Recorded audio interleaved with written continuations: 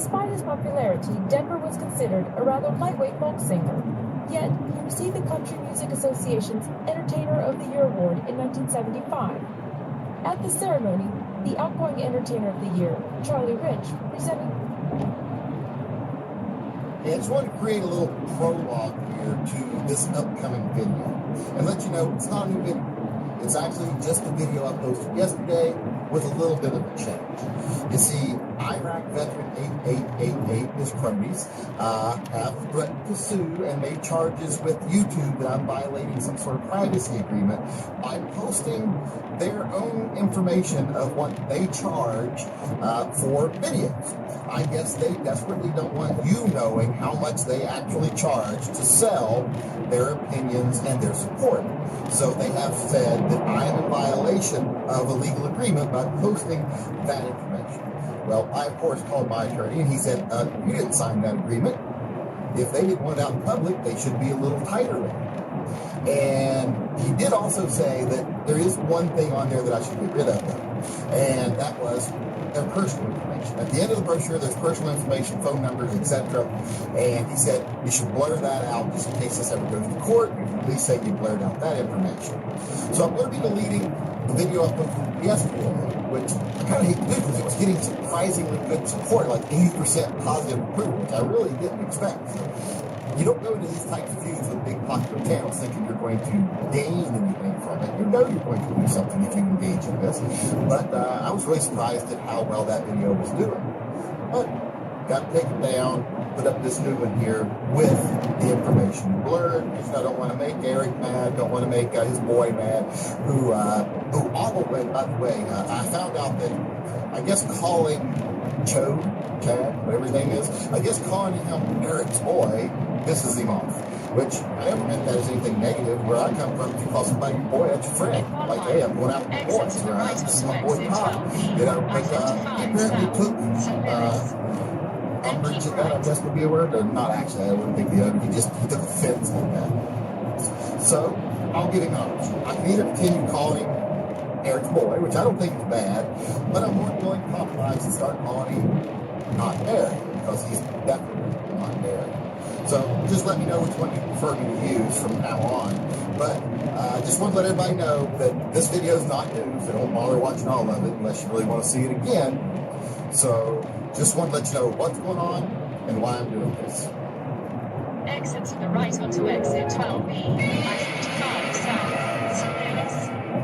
Then keep right onto I-55 South, St. Louis. You know, the question we get asked quite often in the gun community, especially if you have a YouTube gun channel, is why don't other channels speak up more about issues, about serious issues? They like to throw out these vague statements of like, don't compromise, but then they don't really ever stand up for any single issue. Well, it's an easy answer. It's money. A lot of people are in this to make money. Now, I lately have been pointing this out to people and trying to open people's eyes to the fact that certain people aren't fighting for your rights. They're fighting for the industry. And I'm not going to say that fighting for the industry is bad, but I'm going to say that it is bad when you think you can sit back and do nothing because someone like Iraq veteran 8888 or the NRA or Hickok has your back. When they don't, they are making money. And what bothers me is when they aren't honest about that. Because there's nothing wrong with making money. I mean, look at Iraq vet 8888. He even has a big pamphlet of, what he charges to do certain things. Like for $4,000, he'll do a review of your product. If your product breaks, you have to send him another one until he actually gets the video done, which can slow down production. So make sure you time to the first one. So, for a certain amount of money, he'll do a review of your product, whether it's good or not, as long as he's getting paid. He's even got, things that, you can pay a certain amount a month and all your products will show up in his videos, etc. I've been crazy for years because I've been only showing you things that I think are worth showing. And if something breaks, I actually tell you it broke and I don't like it. I don't, have him send me another one. And I don't say, well, this isn't for the gun industry. This one where you pay him a bunch of money every month. But that's not for the gun industry because, he wants more than that from the gun industry to be supportive of them. And there's nothing wrong with any of it, unless you pretend that that's not your motivation, when it is. You can't stand up and say, I don't compromise, and then deal with companies that compromise and compromise your own integrity for money while you're making a video on products.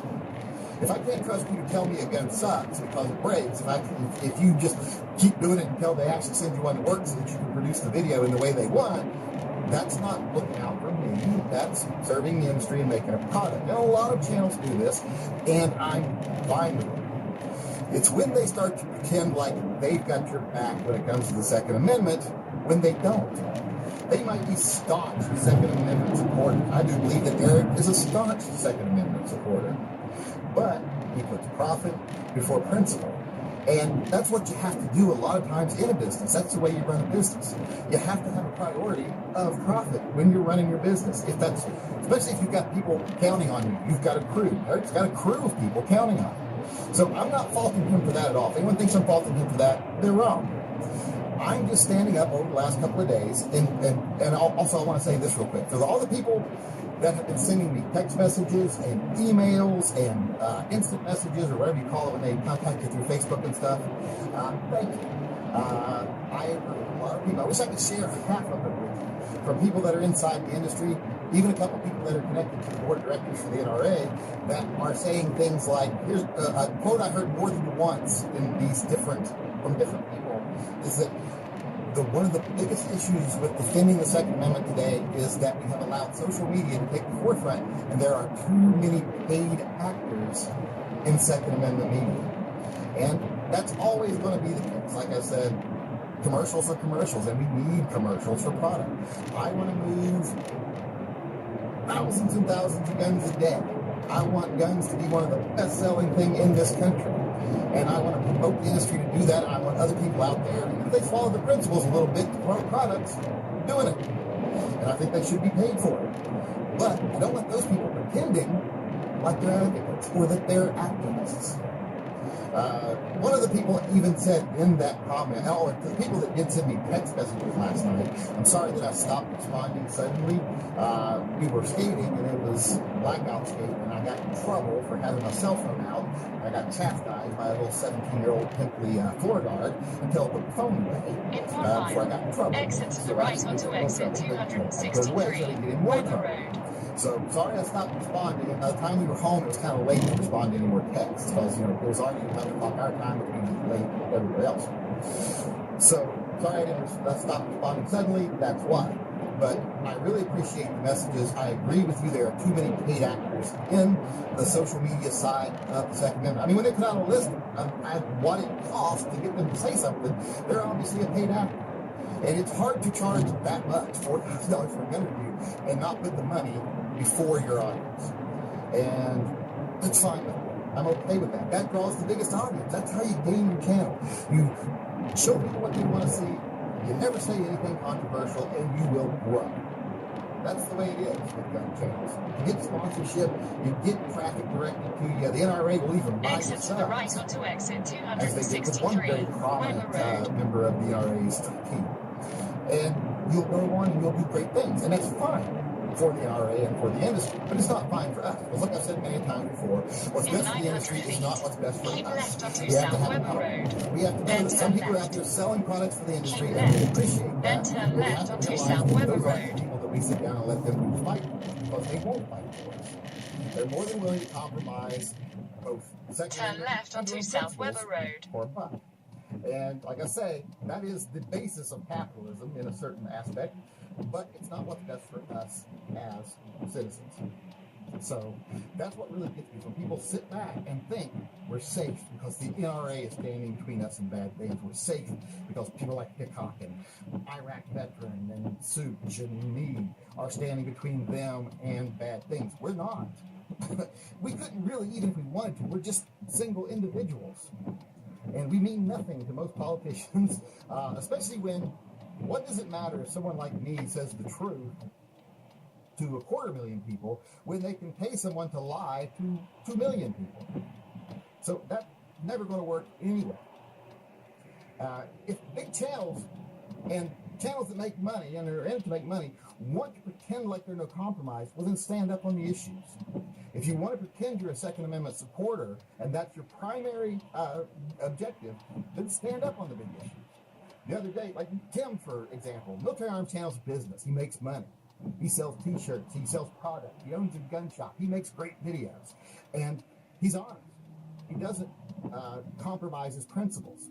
Because when it came time to stand up, he stood up. He got fooled by the NRA for a little while, but when it became clear that the profitable course wasn't the honest course, he said, screw the NRA. And more channels should do that. Either stand up and say, yeah, I am okay with compromise, therefore I support the NRA, or I'm no compromise, and there's no way you can support the NRA. Because the NRA has made compromise a business model for 20 years now. So, stand up, be accountable. In I have 3.1 videos miles, entitled, turn Everyone right Should onto Be Able to Buy a Airport Machine Road. Gun at their hardware store.